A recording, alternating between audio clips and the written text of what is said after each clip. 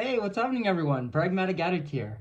Alright, not a comic book fan. Definitely wasn't seeing Superman this weekend. 80-something minute critically acclaimed home invasion from Shudder, on the other hand, from home. I'll take it. And yeah, as a cozy little night in with a bite-sized home invasion, this has a very straightforward, solid premise where a pregnant realtor finds herself trapped in a house with a sadistic killer after an open house.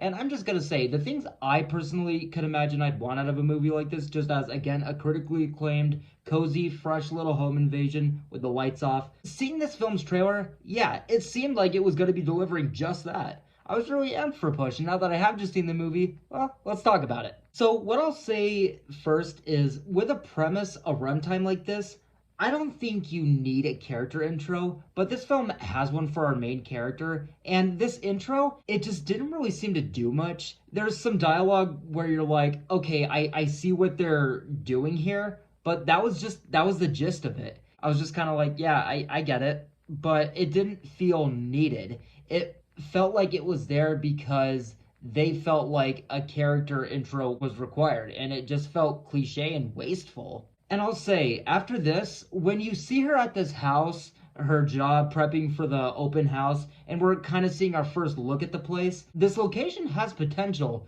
There could be some really fun setup and foreshadowing for things and locations, but it's a pretty long, quiet, slow sequence, and the things it kind of centers more so on just didn't really stand out.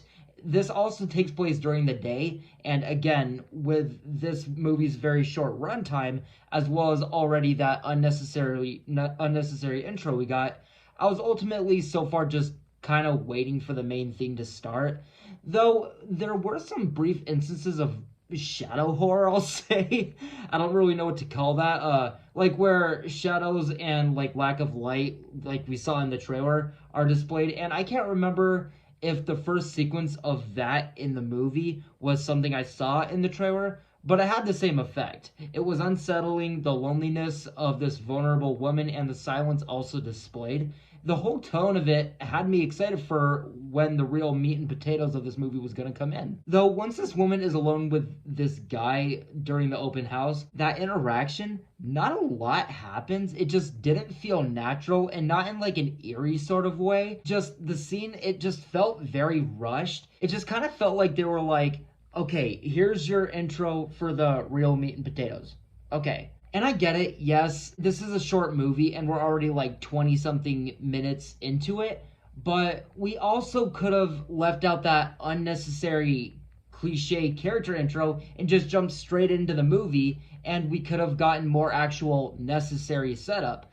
Though I will say, once nighttime has hit and the real shit is starting, this may sound a bit cliche, but the tension and buildup of that getting into gear, like music randomly playing down the hall, and then when our character locates it, it's just kind of glitching on repeat to the phone ringing and no one answering. It sounds cliche, but again, how this film tackled the isolation feel, this lone vulnerable woman, this huge unknown house, the silence, also with it now being officially nighttime, it doesn't feel so much as boring and cliche, more so as it did fun and just classic horror. But the biggest thing that was definitely taking points away was the look of the film.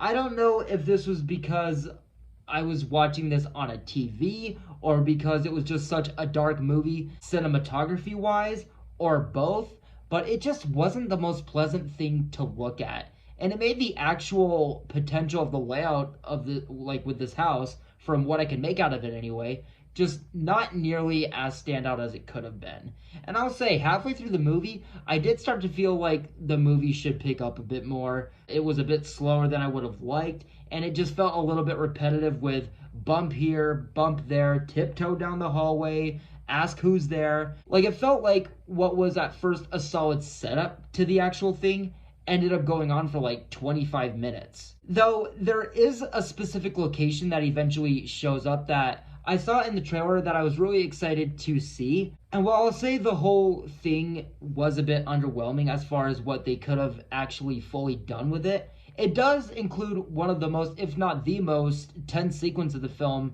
just writing wise, that was pretty effective as far as the aspect of this woman being pregnant. But because of the lack of any real direction here, like tone or even really build up, as well as, again, the look of the movie, it definitely could have been more effective.